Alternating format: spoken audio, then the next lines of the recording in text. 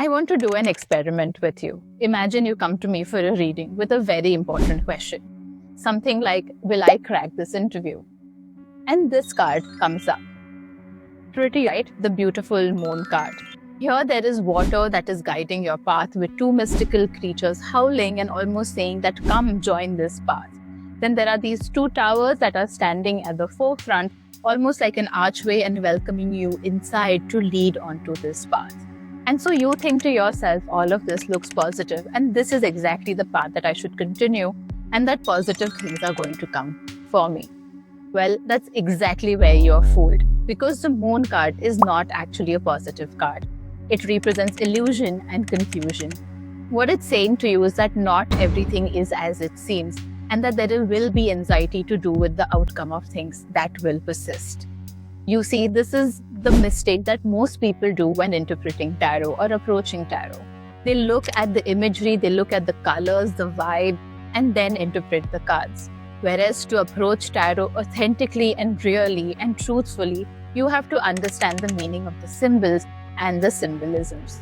This is exactly why I'm starting this 4-part series called Air, Water, Fire, and Earth. Read the symbols, read your life. Have you ever wondered why the tarot deck has 4 suits, just like our normal playing cards? Well, here is something that most people don't know.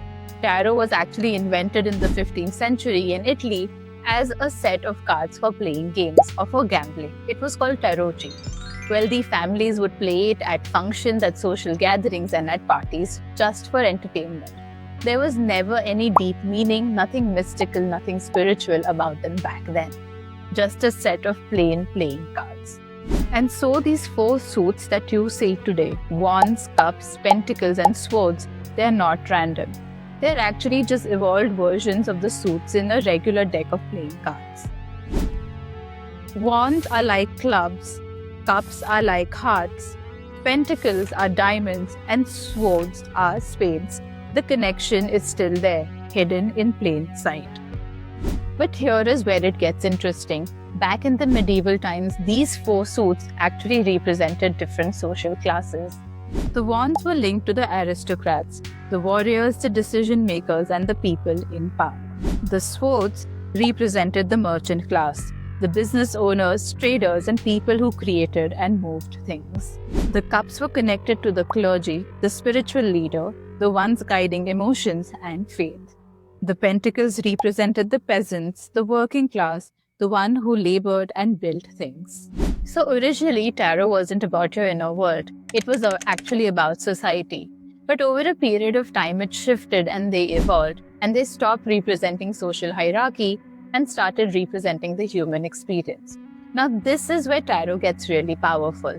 The cups are all about your emotions, your relationships, your intuition. The pentacles are all about your material world. It's about money, career, stability. The swords are all about your thoughts, your thinking, and your ability to express these thoughts. And the swords are all about action, and it's your ability to build something.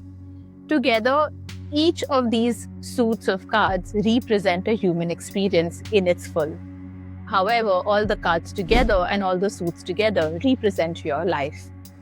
And that's exactly what the series is about. I will break down the symbols and the suits one by one. You will start noticing patterns.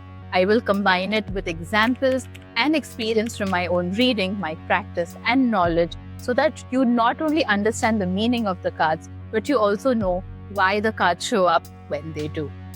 Tarot is a language. It's all about symbolism, and that's exactly what you will get to know.